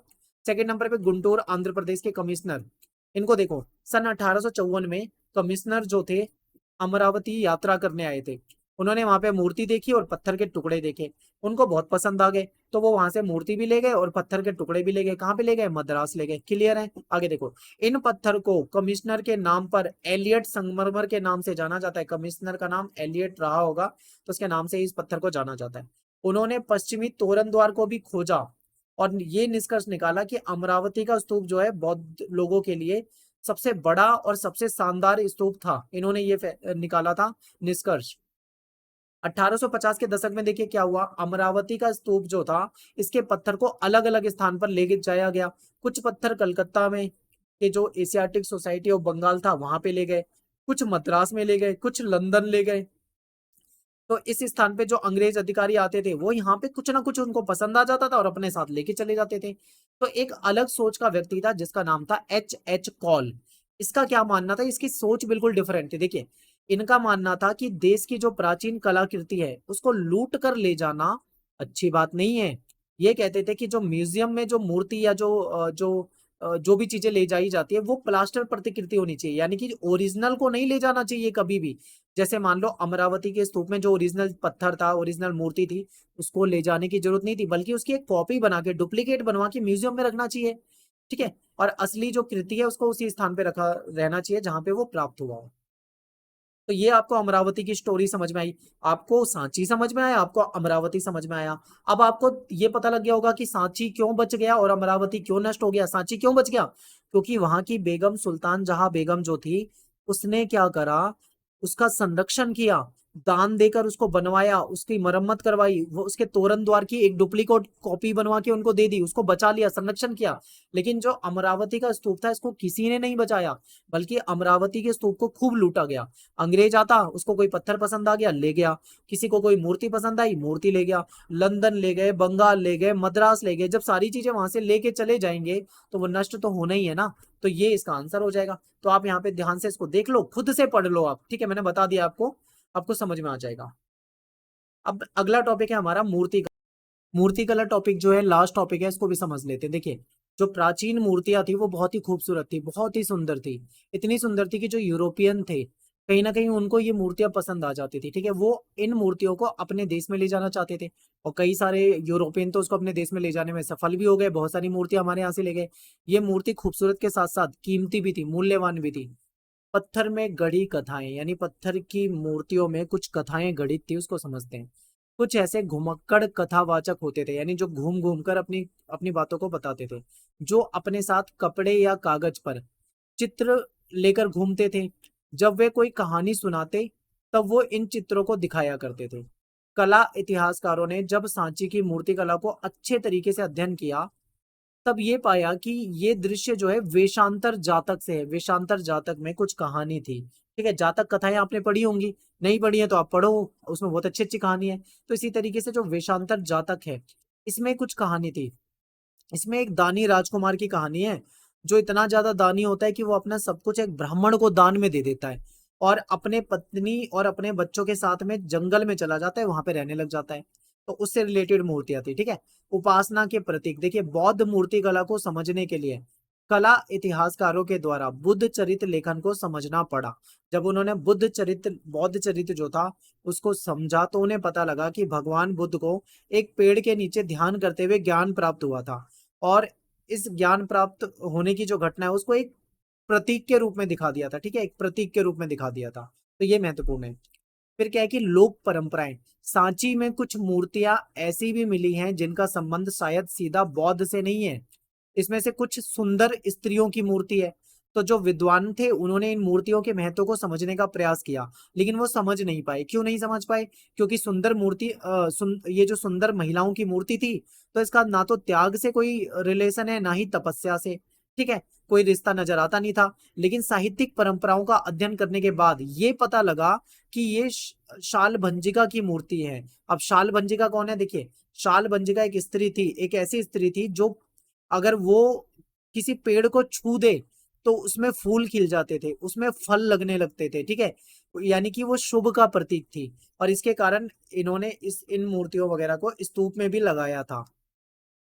और इससे ये भी पता लगता है कि बौद्ध धर्म के बाहर के विश्वासों, प्रथा और धारणाओं को भी शामिल किया गया था। बाहर की जो विश्वास थे, प्रथा थे, क्योंकि कुछ चीजें ऐसी हैं जो बौद्ध धर्म से रिलेटेड है ही नहीं, लेकिन फिर भी उसको उसमें शामिल किया गया है। तो इससे पता लगता है कि उन्होंने बाहर की चीजों को भी शामिल किया, जिससे बौद्ध धर्म जो था और भी ज्यादा समृद्ध बन गया। इसके अलावा जानवरों की मूर्ति, ठीक है, मिली है, जैसे हाथी, घोड़े, गाय, बैल, बंदर। जातक से कई जानवरों की कहानी ली गई है। जातक कथाओं आप देखोगे इसमें जानवरों की कहानी बहुत है। जानवरों को मनुष्यों के गुणों के प्रतीक के रूप में दिखाया है। जैसे कि देखिए एग्जांपल है आपके सामने, हाथी जो है वो शक्ति और ज्ञान का प्रतीक है। हाथी को शक्ति का प्रतीक बताया गया है। एक महिला की मूर्ति भी मिली है जो हाथी के ऊपर जो पानी है, जल है, उसको छिड़क रही है। कुछ इतिहासकार इन्हें बुद्ध की मां मानते हैं, ठीक है। कुछ इतिहासकार इन्हें लोकप्रिय देवी गजलक्ष्मी मानते हैं। गजलक्ष्मी कौन है? सौभाग्य लाने वाली देवी है, ठीक है, गजलक्ष्मी। इसके बाद है नई धार्मिक परंपरा है। देखिए बौद्ध धर्म जो था वो दो हिस्सों में टूट गया। भगवान बुद्ध की मृत्यु के बाद बौद्ध धर्म जो था वो टूट गया था दो हिस्सों में, एक हीनयान हो गया था और एक महायान हो गया था। तो इसी को समझना है हमको, ठीक है। तो देखिए इनकी मृत्यु के बाद बौद्ध धर्म दो हिस्सों में बट गया था, एक हीनयान था, एक महायान था। हीनयान जो था ये पुराना है, यानी पुरातन है, और महायान जो है ये नया है, ठीक है। हीनयान को समझते हैं, ये पुरानी परंपरा को मानते हैं, और महायान वाले नई परंपरा को मानते हैं। ये कहते हैं कि निब्बान के लिए व्यक्तिगत प्रयास चाहिए। यदि हमें मोक्ष की प्राप्ति करनी है तो हमें व्यक्तिगत प्रयास करने पड़ेंगे, ऐसा मानते हैं। ये बुद्ध को मनुष्य मानते हैं, यानी बुद्ध को इन्होंने मनुष्य माना है। जबकि महायान वाले जो हैं वो बुद्ध को अवतार के रूप में मानते हैं। हीनयान जो है मूर्ति पूजा को सही नहीं मानते, ठीक है, मूर्ति पूजा को निषेध, बेकार मानते हैं, गलत मानते हैं, बैन कर रखा है। लेकिन ये मूर्ति पूजा को भी मानते हैं महायान वाले। तो हीनयान वाले जो लोग हैं ये अपने को मूल बौद्ध धर्म का संरक्षण मानते हैं, यानी जो असली बौद्ध धर्म है उससे जुड़े हुए ये लोग हैं, और अपने आप को इसका संरक्षक मानते हैं, और उसमें किसी प्रकार के परिवर्तन को स्वीकार नहीं करते। यानी इनके अनुसार बौद्ध धर्म में कोई परिवर्तन माना नहीं जाएगा। लेकिन जो नए वाले हैं ये लोग बौद्ध धर्म के सुधरे हुए स्वरूप को मानते हैं, और ये परिवर्तन को भी मानते हैं। तो ये हीनयान और महायान में अंतर है। अगला टॉपिक है हमारा पौराणिक हिंदू धर्म का उदय। इसमें क्या है, इसमें वैष्णव और शैव दो कैटेगरी में बांटा हुआ है। वैष्णव जो है ये विष्णु के को मानते हैं, शैव जो है ये शिव को मानते हैं। अब वैष्णववाद में क्या था? वैष्णववाद में कॉन्सेप्ट था अवतारों का, यानी ये कहते थे कि भगवान के कई सारे अवतार हैं और इसकी ये पूजा करते हैं। ऐसा माना जाता है कि पापियों के बढ़ते प्रभाव से, यानी जब पृथ्वी पे पाप बढ़ता है तो पूरी दुनिया की व्यवस्था बिगड़ती है। ऐसे में संसार की रक्षा करने के लिए भगवान क्या करते हैं, अलग अलग रूपों में अवतार लेते हैं। और ये अलग अलग अवतार जो है देश के अलग अलग हिस्सों में बहुत ज्यादा फेमस है, और अवतारों को मूर्ति के रूप में भी दिखाया जाता है। तो ये तो है वैष्णव। शैव की बात करें तो इसमें शिव जो है उनके प्रतीक लिंग के रूप में, यानी शिवलिंग के रूप में दर्शाया जाता है, ठीक है। और इतिहासकारों का इन मूर्ति कला को समझने के लिए पुराणों का अध्ययन करना होता है। अब देखिए शिवलिंग को बहुत सारे लोग कंफ्यूज करते हैं, उसको शिव के प्राइवेट पार्ट के रूप में देखते हैं, जो कि गलत है। बहुत सारे लोगों को ज्ञान नहीं है। शिवलिंग का मतलब है प्रतीक, ठीक है, ये प्रतीक के रूप में देखा जाता है। प्रतीक का मतलब है कि शिवलिंग जो है उसको शिव के प्रतीक के रूप में देखा जाता है। ठीक है, जैसे कि एक सफेद झंडा होता है, सफेद झंडे को शांति के प्रतीक के रूप में देखा जाता है। ठीक है, इसी प्रकार से सफेद कबूतर जो होते हैं उसको शांति संदेशक के रूप में, प्रतीक के रूप में देखा जाता है। इसी तरीके से शिवलिंग को शिव के प्रतीक के रूप में देखा जाता है। उसको आप वैसा नहीं समझना जैसे बहुत सारे लोग कंफ्यूज करते हैं। और इसके लिए पुराणों का अध्ययन किया जाता है। इसमें बहुत से किस्से ऐसे थे जो सैकड़ों साल पहले रचने के बाद सुने और सुनाए जाते थे। इसमें देवी देवताओं की कहानियां और उसमें संस्कृत के श्लोक लिखे हुए थे जिसको ऊंची आवाज में पढ़ते थे, और इसको महिलाएं और शूद्र कोई भी इसको सुन सकता था। ठीक है, फिर बात करते हैं मंदिरों के निर्माण की। जो प्रारंभ में मंदिर थे वो चौकोर कमरे के रूप में होते थे। एक चौकोर कमरा होता था, बीच में गर्भगृह होता था। ठीक है, और इसमें एक दरवाजा होता था, इसमें मूर्ति रखी होती थी, और उसके अंदर जाके उसकी पूजा की जाती थी, जो प्राचीन समय में थे। लेकिन बाद में गर्भगृह के ऊपर एक ऊंचा एक ढांचा, एक स्ट्रक्चर बनाया जाने लगा जो इस प्रकार से था, जिसे शिखर कहा जाता था। ठीक है, मंदिर की दीवारों पे कुछ चित्र भी बनाए जाते थे। बाद में मंदिरों के निर्माण का तरीका बदल गया। अब मंदिरों के साथ साथ बड़े बड़े सभा स्थल, क्योंकि बहुत सारे लोग आते थे, सभाएं होती थी, तो सभा स्थल बनाए जाने लगे। चारों ओर बड़ी बड़ी दीवारें बनाई जाने लगी, वहां पे पानी की व्यवस्था की जाने लगी, यानी प्याऊ वगैरह बनाया जाने लगा। शुरू शुरू में जो मंदिर होते थे वो कुछ पहाड़ी को काट कर कृत्रिम गुफा के रूप में बनाए गए थे, यानी एक आर्टिफिशियल गुफा जो कि पहाड़ को काट के बनाई गई, नेचुरल नहीं है। पहाड़ था, उसको काट के मंदिर बना दिया गया। ठीक है, अशोक के आदेश के बाद आजीवक संप्रदाय के जो संत थे उनके लिए ये बनाए गए थे। ठीक है, ये परंपरा धीरे धीरे विकसित होती रही, और इसका विकसित रूप हमें 8वीं शताब्दी में दिखता है, कैलाश नाथ का मंदिर। ये मंदिर इतना बड़ा है और पूरी की पूरी पहाड़ी को काट के बनाया गया। आप देखो कितनी बड़ी पहाड़ी होगी, इसको काट के बनाया गया। सोचो, इमेजिन करो कितना मुश्किल होता होगा इस चीज को बना पाना उस समय में। ठीक है, तो ये बनाया गया था। अब है नया टॉपिक, अगला टॉपिक, अनजाने को समझने की कोशिश। अंग्रेजों ने 19वीं सदी में देवी देवताओं की मूर्ति देखी, वो उसके महत्व को नहीं समझ पाए। उन्होंने देखा कि एक देवता के कई कई सिर हैं, एक देवता के बहुत सारे हाथ हैं। ठीक है, कहीं पे देवता को जानवर के रूप में दिखाया गया है। तो यूरोपियन जो थे उसको वो एक घृणा की नजरों से देखते थे, विकृत लगते, उनको बेकार लगी, वो घृणा की नजरों से देखते थे, उसको अजीबो गरीब मूर्ति समझते थे। ठीक है, वो उसके महत्व को नहीं समझ पाए थे। तो इसकी तुलना उन्हें, भारतीय मूर्ति कला की तुलना उन्होंने यूनान की जो मूर्ति कला थी उससे कर दी। तो यहाँ पे अपना जो टॉपिक खत्म हो जाता है।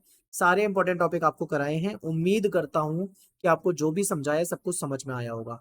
अगर आपको कहीं पे डाउट है तो वीडियो को 2 बार देखो, आपको अच्छे से समझ में आएगा। मिलते हैं आपसे नेक्स्ट वीडियो में। Thanks for watching. जय हिंद, जय भारत। और इसी वीडियो के साथ हमारा बुक 1 जो है वो कंप्लीट हो गई है। ठीक है।